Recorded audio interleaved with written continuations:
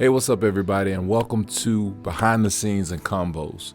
This is a series where we take a deep dive into music production, audio engineering, and moments in between. Whether you're a fellow musician or an aspiring musician or just someone that loves good music, you don't want to miss these episodes. In this episode, I have my good friend, Dr. Brandon McCrae, who is a multi-instrumentalist. We talked about music, family, paradigm shifts, his approach to music production, and also his approach to recording on my recent EP, Nowhere It's Nostalgia. Let's get into it. What's good, bro? Man, listen, I'm hanging on in there doing the best I can with what I got. You know how it is. Man, I know, dude. Trust me, I know. I get it. Man, get that organ back there, man. Yeah, Jack. Yeah, man. I've been putting that thing to work here in the past 2 months. Actually, I've been doing a lot of tracking on it.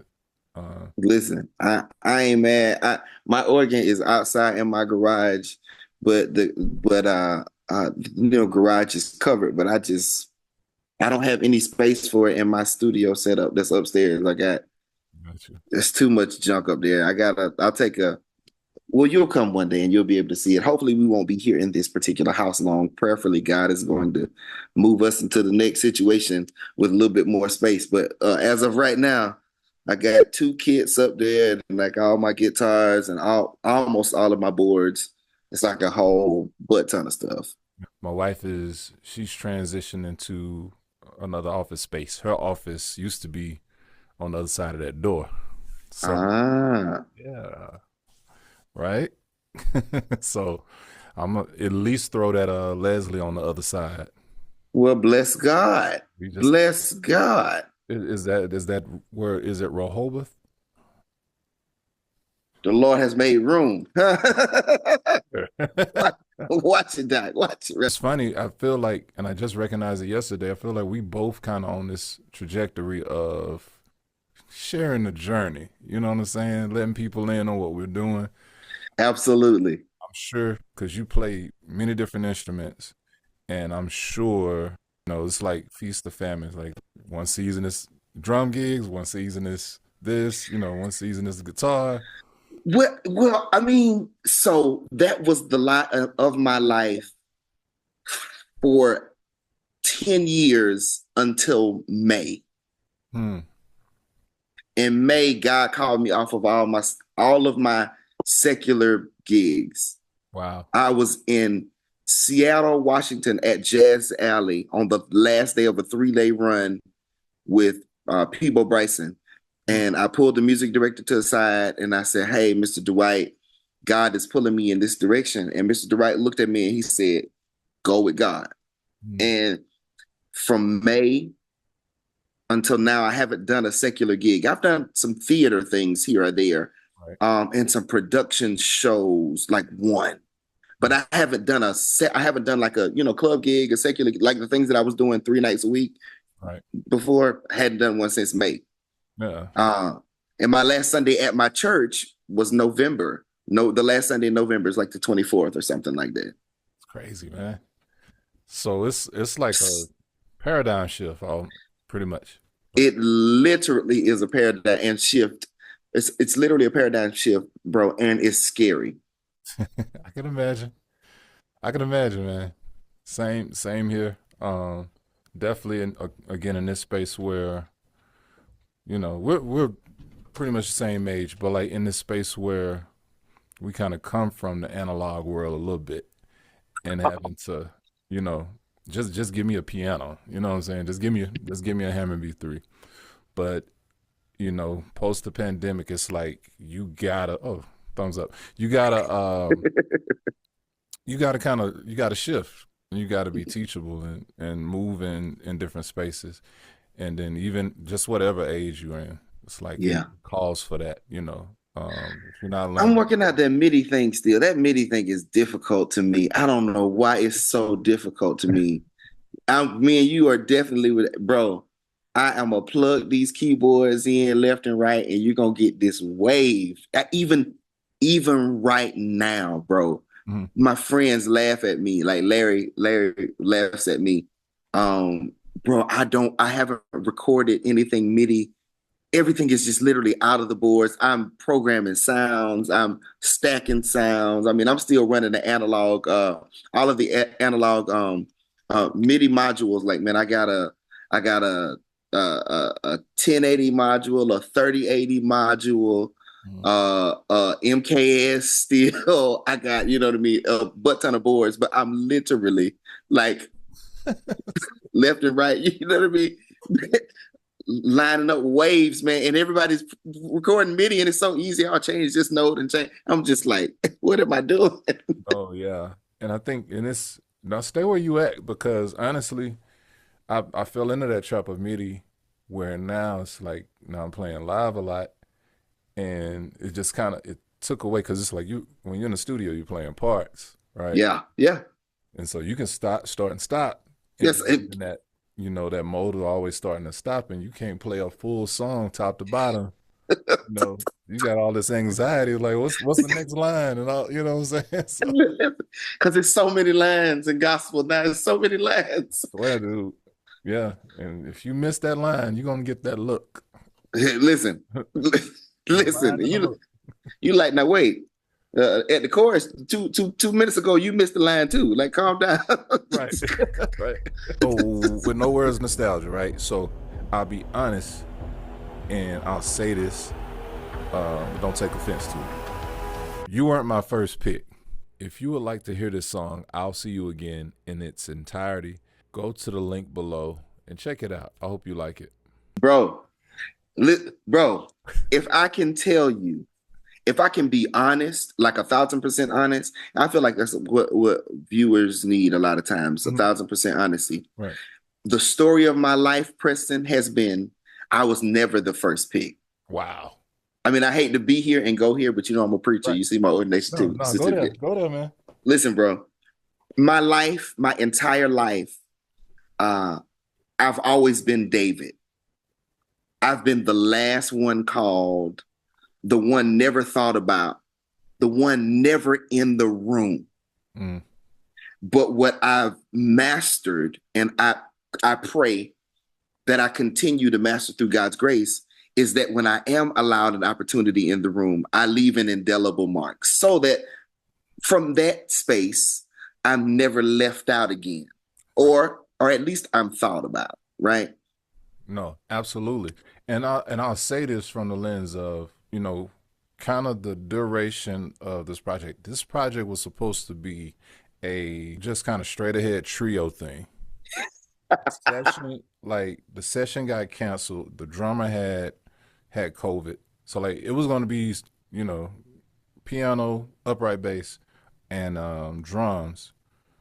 But yeah, Wow. drummer had COVID. The studio owner son was having some issues. Wow.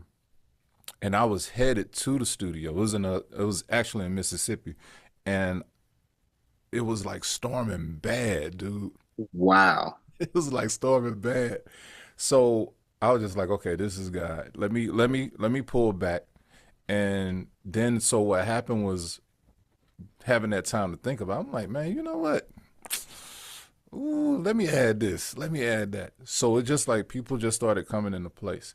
And there was this guy I just met who plays acoustic guitar. He was on campus one day, kind of doing like a role play session or whatever. He was gonna do it, and I sent them the files. I sent them the same thing I sent you. And so again, like all of this was done remote. Yeah. The whole project went remote. Everybody recorded remote.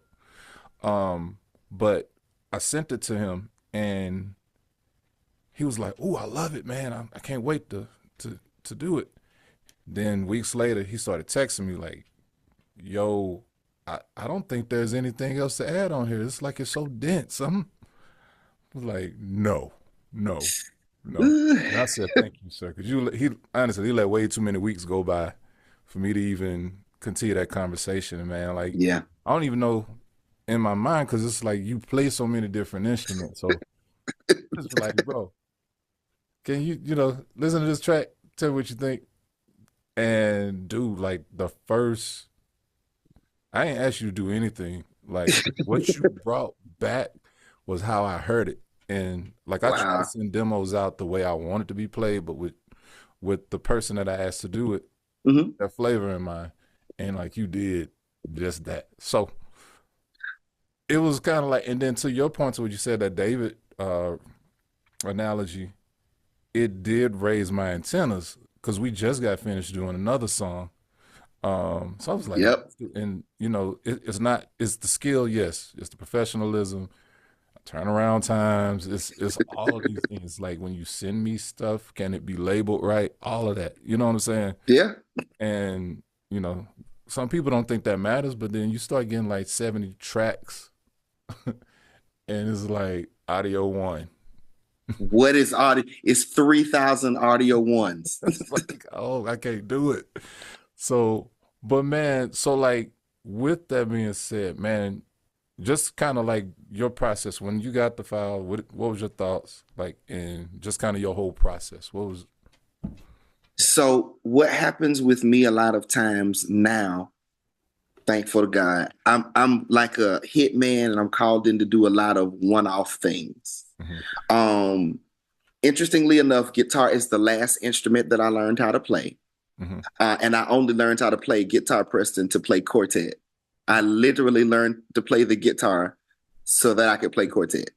Yes, sir. My guitar teacher, if I can call it my guitar teacher, I was in a Zydeco band in college, and I was the youngest person in the band. Everybody in the band was 35 years my senior, literally 40 years my senior, all of them. And the guitar player in that band, Mississippi James, taught me how to play a guitar in 3 sheets of notebook paper. Now, I wish to God I could find those sheets of notebook paper now, Mhm. but it was 3 sheets of notebook paper. I knew music, and he just made what I knew applicable to the neck of the guitar. Mhm. So I learned how to play because I wanted to play quartet. I'm from the country, like that's what we did. So yeah, that's kind of my thing. That's kind of how I got into guitar. But when I got to Atlanta, the majority of the work that I've gotten has been on guitar, whether it was club stuff, whether it was in and out of corporate band stuff, it was all guitar. Then I kind of got into a niche, and I still am to some degree in a niche of recording guitar. As a producer, a fellow producer, I'm really funny about what I get Mhm. and how I send what I send, regardless, on any instrument, all the stuff. So Yes. I'm anal retentive about recording, especially intricate things like me. I consider intricate, like drums and acoustic guitar. Right. So I'm into mic patterns. I'm into mic types. I'm into preamps. I'm into mic placement. I'm into the tone of the guitar itself. I'm into the ambience of the room. So I'm in my head before I even pick the guitar up. So Right. process, I listen to your record. I listen to it in the car. I listen to it on my Apple AirPods. I listen to it on my studio speakers. I listen to it at a couple different times of day. Mhm. I listened to it driving. I listened to it sitting still. I was listening to the record to hear what you were conveying musically, emotionally, psychologically, all the things, right? I'm way too deep in. But as a producer, that's what I'm thinking because I know that's what you're thinking. Right. So I sat with your record, and I wish that I could pull down. I've got a notepad upstairs that I wrote that I normally, when I'm charting an instrument, when I'm tracking an instrument, I'll chart the song. Right. So I charted through what I thought was here and there and what I heard, passes, so that when I sat down to play it, Mhm. my first pass or two before I hit record is just feeling out the song on the instrument after I felt it out here. Right. Right. I got it here. I got it here, here. Now I'm going to have it here. You know what I mean? You can tell, for me, I can tell the difference of between songs that I've tracked that I had here, here, and here, then songs that I had here and here. Right. Right. If I'm hearing it and I've kind of understood it and I feel it when I sit down to track it, my mind goes so much further and deeper than it does if I'm just trying to listen and play it back. What I'm trying to replay. If I'm replaying a record, if they want this, and I'm trying to redo things here, they kind of get it out the door. So my process normally is a little longer than most. I've got friends that can turn stuff around in 2 hours. I'm a little bit older now. It takes me longer to learn. So I'm gonna know your song before I track it, and you'll feel that when I send you back. What you'll be like, oh yeah, he knew that part. He heard that little chord that I played here between the bells and the clarinet. You know what I mean? And he added a contrapuntal something to speak to that line. Now they've got that contrary emotion. Like I'm thinking like that. Okay, so let's talk about the acoustic guitar recordings. So what Brandon sent me, my good friend Brandon, sent me two different passes of the guitar. There is a mic 1, mic 2, basically a stereo spread of two microphones in these first two, and then there's the same setup in the other two tracks. And essentially, of course, they kind of complement each other. Then you have the next two tracks here, which are the same takes, but just with two different mics.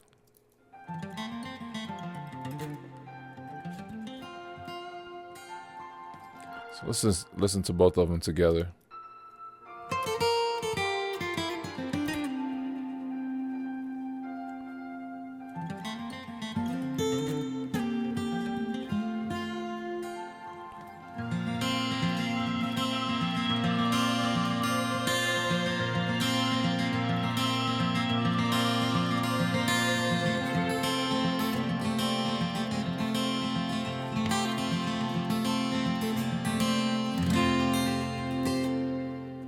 So notice you don't see like a hard left and hard right with these two channels. And sometimes when you're in the mixing process, what happens is you hear a space where the instrument should go.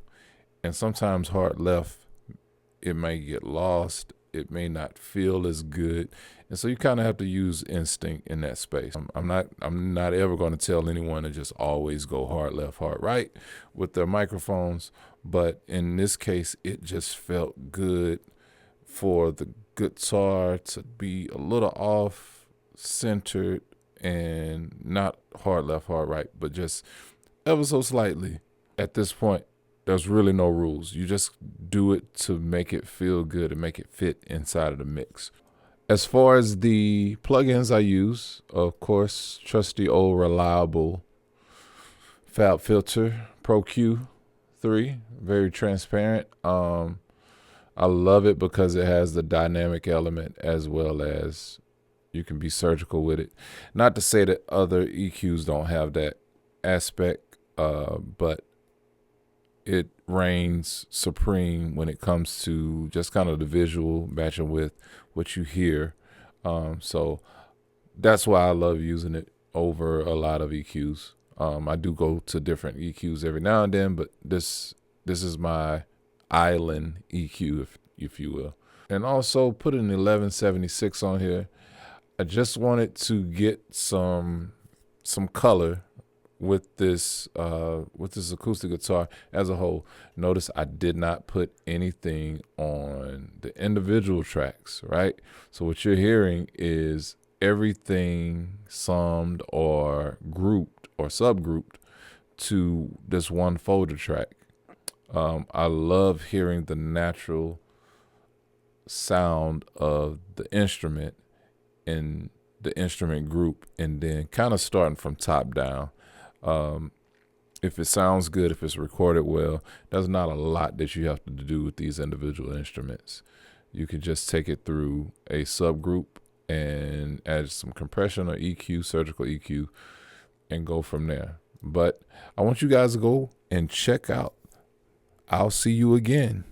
And that's exactly how it translated. I'll probably say this across all of the videos, and I didn't really know it. Basically, when I was putting everything together, a lot of what I do has like this call and response thing.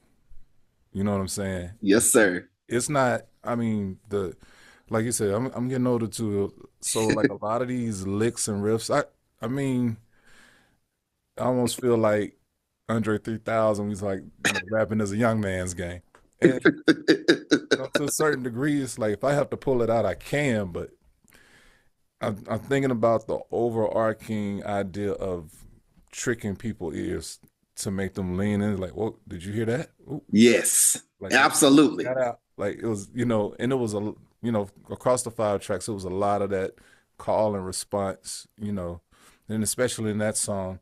Um, that song, I don't know if I even told you, like the backdrop of that song. I don't know if I did or not. You, I don't think we talked about it. so the song, the name of the song is "I'll See You Again," um, and you could take it however you want to, but it came from like this joyful moment in grief. Um, Mm, 2017. Yeah, my dad passed in 2017, and in 2019 my brother passed away. So it was man. like these, patriarchs and people I looked up to.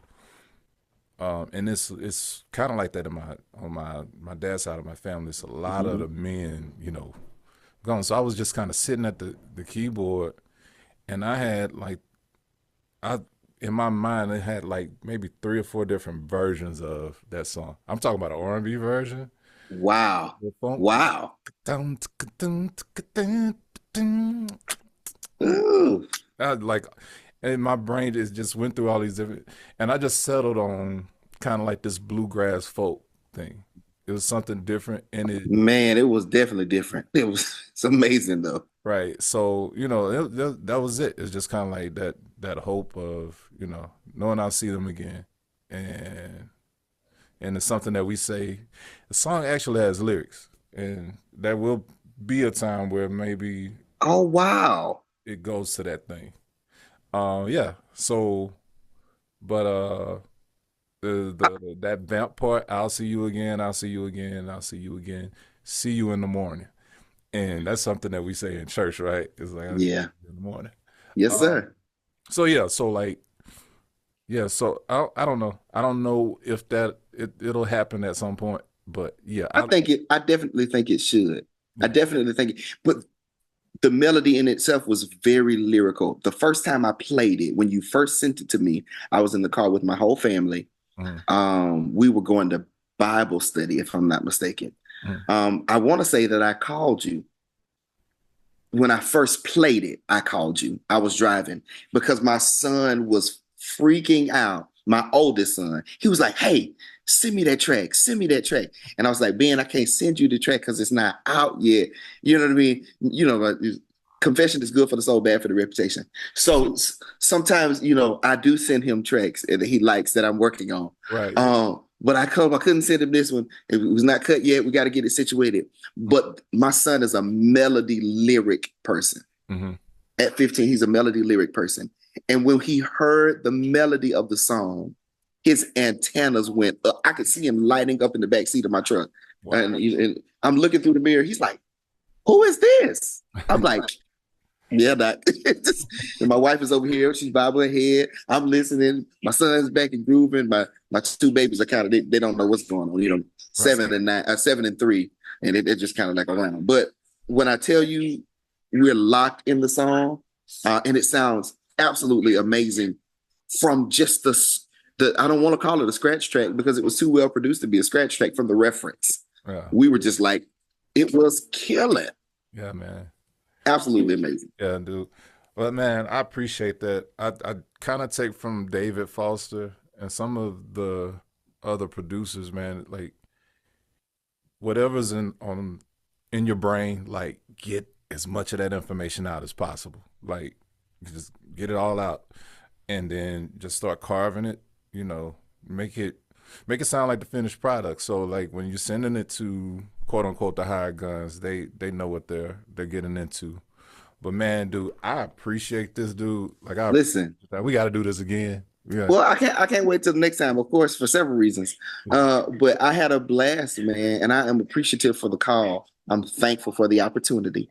I say it a lot and they laugh at me, but I'm going to say it every time. You didn't have to call me. There were several people that I know you could have called, but I appreciate the call. I appreciate the opportunity and just the chance to be able to work on such an incredible project, an incredible song, and then additionally, an incredible body of work. Thank you, bro. Yeah. Thank you. Absolutely, bro.